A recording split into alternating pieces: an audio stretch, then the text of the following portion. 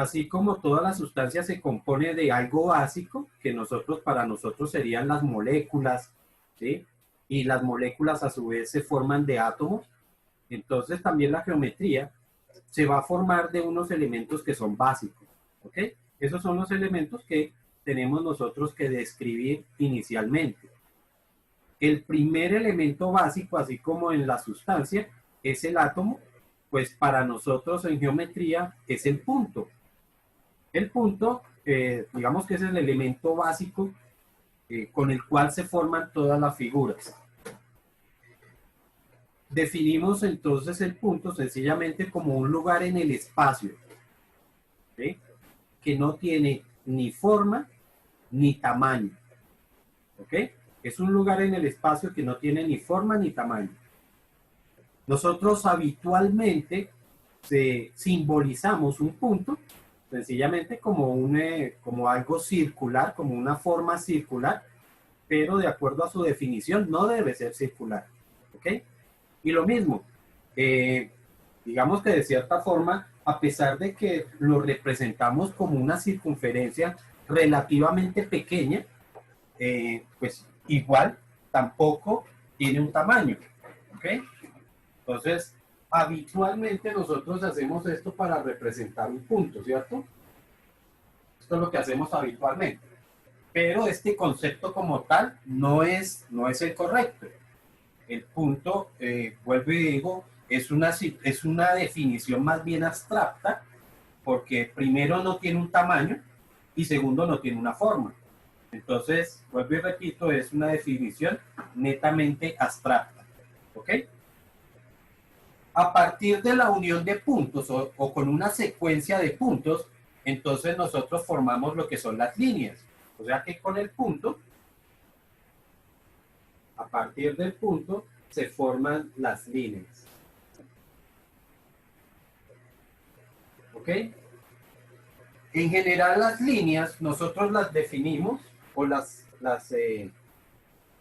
separamos en lo que son las rectas y las curvas. Rectas y curvas. A pesar de que todos tenemos, digamos que la noción de lo que es una línea recta y de lo que es una línea curva, muchas veces es difícil hacer su definición propiamente dicha, porque ¿qué diferencia una recta de una curva? ¿Sí? ¿O cuál es, digamos, que el concepto específico que diferencia a una línea recta de una curva? Pues lo que tiene que ver, o lo que las diferencia, tiene que ver con la dirección de la secuencia de los puntos. ¿Ok? En las líneas rectas, la secuencia de los puntos guardan la misma dirección. ¿Ok? En una recta, la secuencia de puntos guardan la misma dirección. O sea que si entre este y este yo tengo una dirección, entre el siguiente punto voy a tener la misma dirección y la misma dirección y la misma dirección y la misma y la misma y la misma. ¿Ok? Eso es lo que ocurre en una línea recta. Todos los puntos guardan la misma dirección. ¿Qué pasará entonces en una línea curva? ¿Qué opinan ustedes? ¿Qué pueden decir?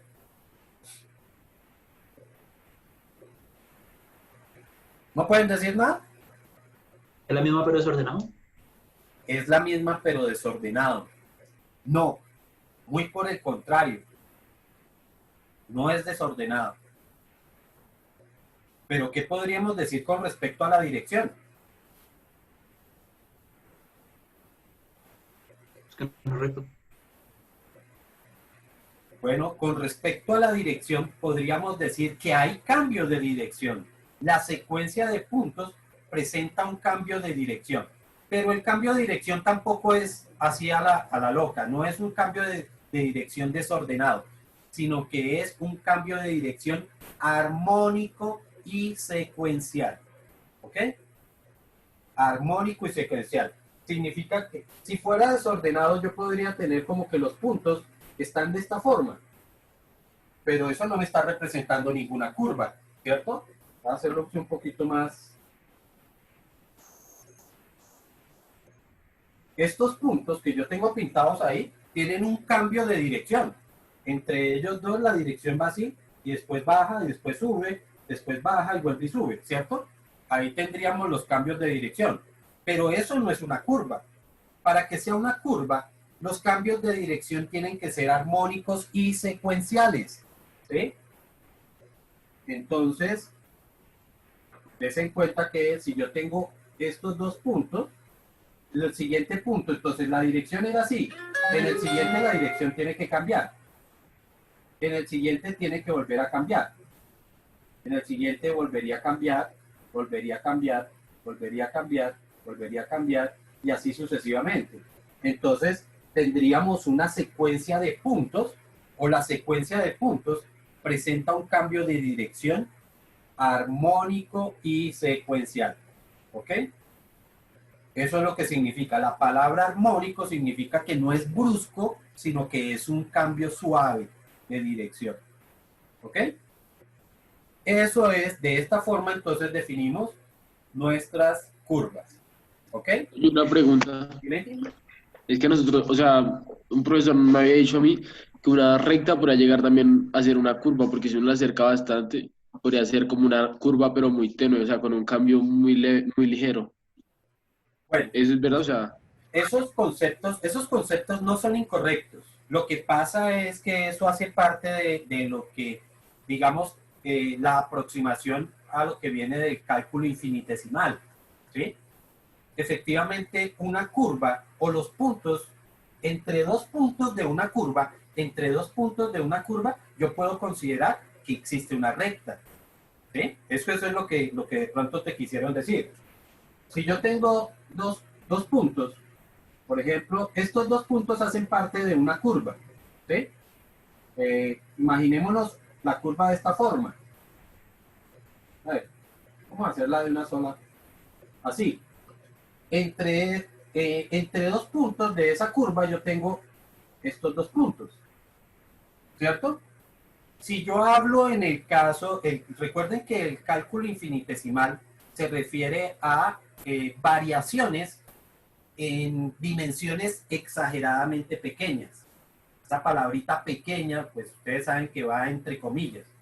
Pero ese es el concepto básico de lo que es el cálculo. Son las variaciones que son infinitamente pequeñas. Eso es lo que significa, de eso es lo que trata el cálculo, del análisis infinitesimal. Entonces, ¿qué significa? Que en cálculo yo puedo pensar que estos dos puntos están separados por una distancia exageradamente pequeña. Si ellos están en una distancia exageradamente pequeña, yo puedo también construir, o mejor, la curva tiende a parecerse mucho a una recta. ¿Ok? Es como lo que nosotros vemos en la superficie de la Tierra. Sabemos, digamos que no porque lo hayamos visto, porque nadie ha salido, o por lo menos ninguno de nosotros ha salido fuera de la Tierra, pero sabemos que la Tierra es redonda, ¿cierto? Pero des en cuenta que en un espacio relativamente pequeño, nosotros consideramos que la distancia entre dos puntos es una línea recta, aún estando sobre la superficie. ¿Por qué? Porque digamos que nuestro espacio comparado con la circunferencia de la Tierra es muy pequeña. Entonces, en ese caso sí podemos considerar que entre dos puntos de una curva existe una línea recta. ¿Okay? Algo como perspectiva. ¿Perdón? Algo como perspectiva, por ejemplo, desde un sitio, sí, por ejemplo, desde la quinta porra del espacio se ve redondo el planeta, pero nosotros estamos tan cerca que lo vemos el plano. Correcto, correcto, sí. Lo que dices es exacto, ¿sí? Como estamos dentro, nuestras dimensiones dentro de la superficie, pues son relativamente pequeñas, ¿sí? Pero ya cuando las distancias empiezan a hacerse más largas, pues entonces ahí sí se puede evidenciar la forma circular de la Tierra, o la forma esférica que tiene la Tierra, ¿ok? De acuerdo a las longitudes, o a la longitud que tienen las rectas, nosotros las separamos en tres, ¿sí? De acuerdo a su longitud. Lo que son las rectas, ¿sí? La semirrecta y el segmento de recta.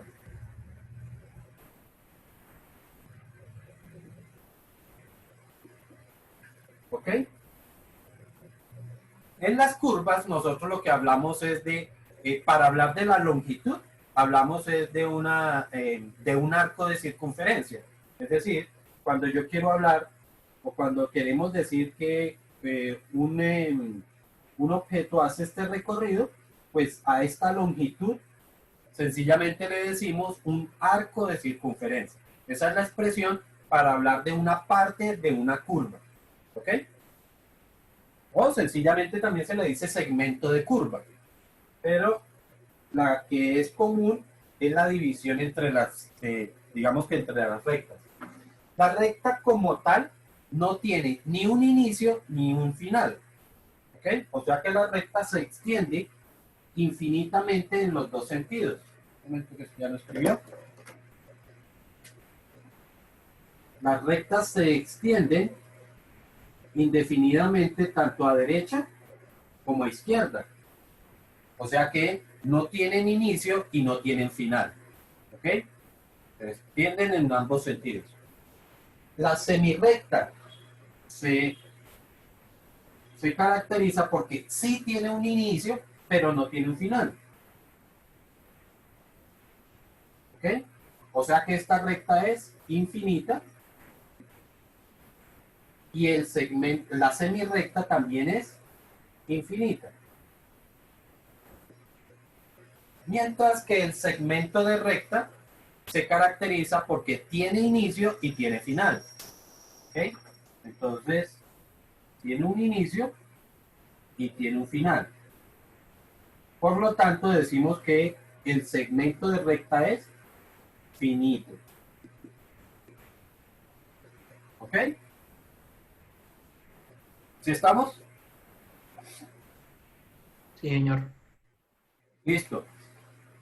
De acuerdo a esas definiciones, bueno, ya ahorita entraríamos digamos que a diferenciarlas un poquito, porque en muchos problemas les van a plantear, les van a decir el segmento de recta, o les dicen la semirrecta, o les dicen la recta.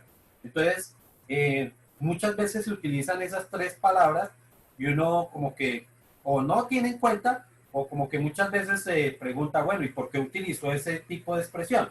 Pues tiene que ver es precisamente por la longitud que tiene esa línea que se ha pintado, ¿ok?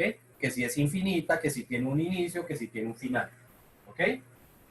En particular, los lados de un ángulo, cuando nosotros pintamos un ángulo, esos lados del ángulo, ¿qué serían? Serían una recta, una semirrecta o un segmento de recta. ¿Qué será?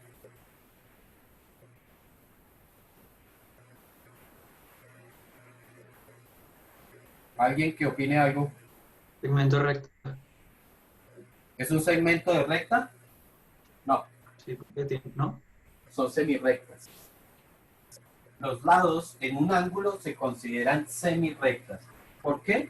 Porque ellos siempre se proyectan, empiezan en el punto que llamamos vértice, pero se proyectan siempre indefinidamente.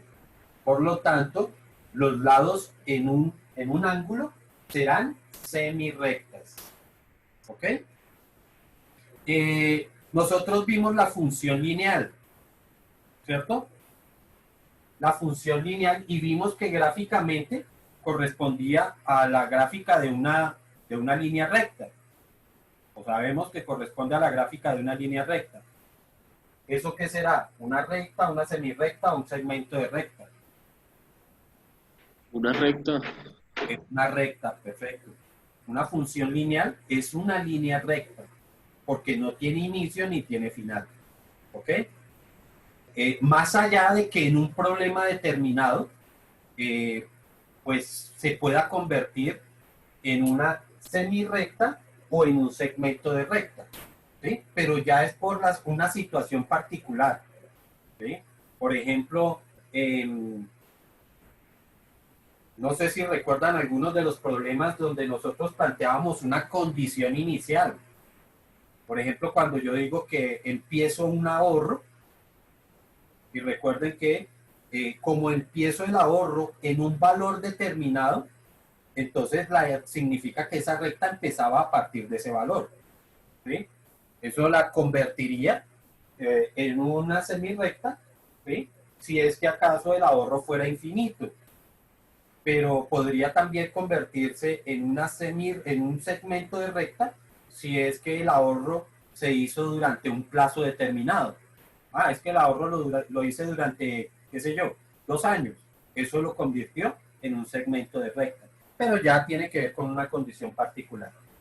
Bueno.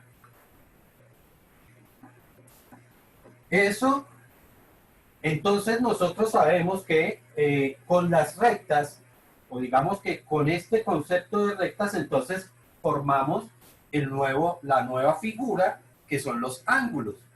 ¿Ok? Entonces, sabemos que o definimos un ángulo sencillamente como la intersección de dos semirrectas. ¿Ok? Así definimos un ángulo, la intersección de dos semirrectas que inician o que su intersección se da en un punto llamado vértice. Este punto de acá lo llamamos vértice.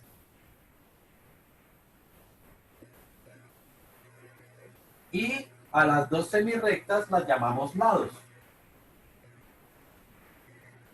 A esto es un lado y este es el otro lado. ¿Ok? Cuando nosotros hablamos de la medida del ángulo, lo que estamos expresando es el grado de separación que tienen sus dos lados. ¿Ok? Y por eso es que normalmente utilizamos la palabra grados para hablar de ángulos o de la medida de ángulos. ¿Sí? Por eso se utiliza la palabra grados, porque es el grado de separación. ¿Y por qué se utiliza la palabra grado de separación y no sencillamente separación? Porque resulta que si yo hablo de la separación, una separación puede darse aquí, pero yo podría tener otra separación aquí. ¿Ok? Si eso fuera así, si yo hablara sencillamente de la separación, pues la separación es una medida y sería esta medida o sería esta medida. Y resulta que yo tendría dos valores distintos cuando realmente tengo ese mismo ángulo, ¿cierto? Aquí tengo una separación y aquí tengo otra separación, pero es el mismo ángulo. Por eso no se utiliza la palabra sencillamente separación, sino se habla de grado de separación. ¿Y por qué se utiliza grado de separación? Porque realmente la separación que se da es comparativa con respecto a algo. ¿Ok? Y entonces de ahí es que donde vienen los métodos de mediciones de ángulos. Recordamos que existen tres métodos para medir los ángulos. Uno es en el sistema sexagesimal.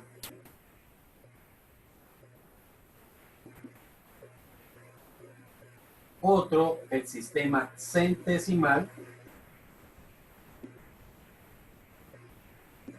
Y el otro es el sistema radian.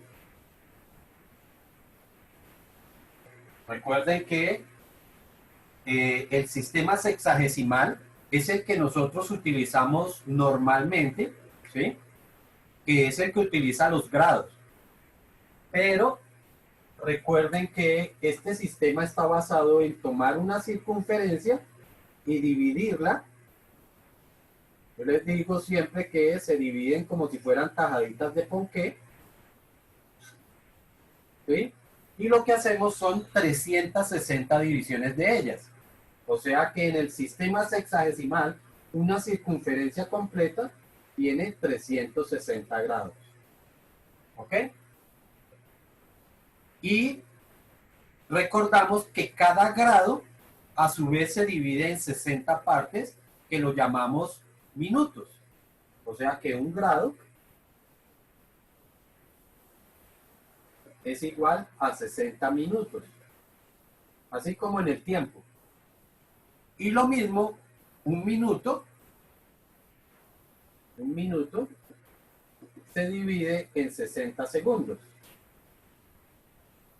De esta división de 60-60 es que viene la expresión sexagesimal. ¿Ok? ¿Por qué? Pues sencillamente porque se divide en fracciones de 60. El sistema centesimal es un sistema exactamente igual a este, es muy bueno, exactamente igual, muy parecido. Está basado también en tomar una circunferencia, solamente que la situación es que ahora la circunferencia se divide en 400 pedacitos, 400 tajaditas de ponqué. O sea que en el sistema centesimal, una circunferencia completa equivale a 400 grados. ¿Ok? Una circunferencia completa equivale a 400 grados. Igual, se divide en minutos, en 60, cada grado se divide en 60 minutos y cada minuto igual en 60 segundos. ¿Ok? O sea que un grado igual a 60 minutos y un minuto igual a 60 segundos. Bueno, ¿y por qué entonces ahora utilizamos la palabrita centesimal si esto está dividido en 400? Sencillo, porque aquí lo que se expresa es cuánto mide un ángulo recto. Un ángulo recto ya sabemos que es esto, es la cuarta parte de una circunferencia. Si esto tiene 400, la cuarta parte de 400 pues sería 100. Entonces, por eso es que se utiliza la palabrita centesimal, ¿ok? Porque habla de cuántos grados tiene un ángulo recto, que tiene 100 grados.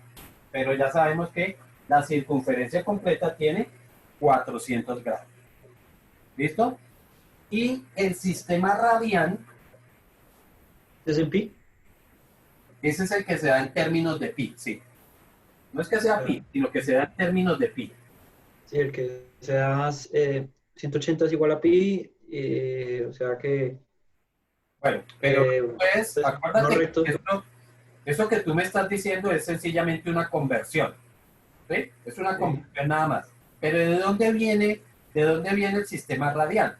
El sistema radial proviene de la comparación del arco de circunferencia que queda inscrito con respecto a la circunferencia completa que se puede formar. Es decir, yo tomo una circunferencia completica, no sé qué tan bien me quedó, parece que quedó como chiboluda, pero bueno, esto es una circunferencia completa. ¿Listo? Y el sistema radial se basa en comparar esta longitud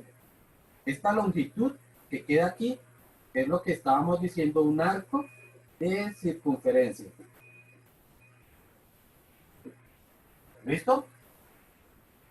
Comparado con respecto al radio de esa circunferencia, es decir, dividido entre el radio de la circunferencia. ¿Sí estamos? Eso es lo que hace el sistema radial. Resulta que como lo que estamos haciendo es medir o estamos comparando dos longitudes, eso significa que esta longitud se expresaría en unidades de longitud, ¿cierto? O sea que, por decir algo, esto lo podría medir en metros o en centímetros. Y el radio, que es esta longitud, esto sería el radio, también sería una longitud.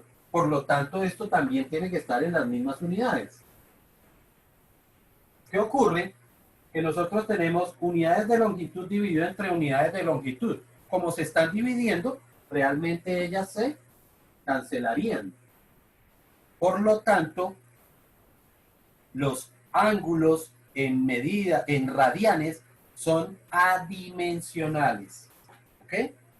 Adimensional significa que no tiene unidad. pero se utiliza la palabra radian. ¿Por qué? Porque lo que está haciendo es una comparación. Eso quiere decir que cuando yo mido, si yo hago la división, digamos que este arco de circunferencia, que normalmente o muchas veces lo notamos con la letra L, L significa arco de circunferencia. Digamos que por poner alguna cifra dio 3 y el radio dio 4 unidades. Digamos que esto fueran centímetros y esto también centímetros. Entonces, en radianes, esto sería 3 dividido 4, esto daría 0.75. Y des en cuenta que se eliminaron centímetros y centímetros. ¿Sí? Centímetros de arriba se cancelarían con centímetros de abajo. Sin embargo, nosotros utilizamos la expresión radianes. ¿Ok? Esto lo que me está diciendo es cuántas veces está el radio dentro del arco de circunferencia. ¿Cuántas veces está el radio dentro de ese arco de circunferencia? Esto me está diciendo que estaría 0,75 veces. Si un ángulo me dicen que equivale a 2 radianes, significa que en este arco de circunferencia estaría 2 veces esta longitud. Es decir, que si el radio es así de largo, el arco de circunferencia sería 1, una vez este radio, y 2, otra vez ese radio. Sería un ángulo más o menos como este. ¿Sí? Eso es lo que significa la expresión radianes. ¿Cuántas veces está el radio? Pero ya sabemos que realmente esto es adimensional. O sea que no tiene unidades como tal. ¿Sí está claro eso o alguna pregunta hasta ahí?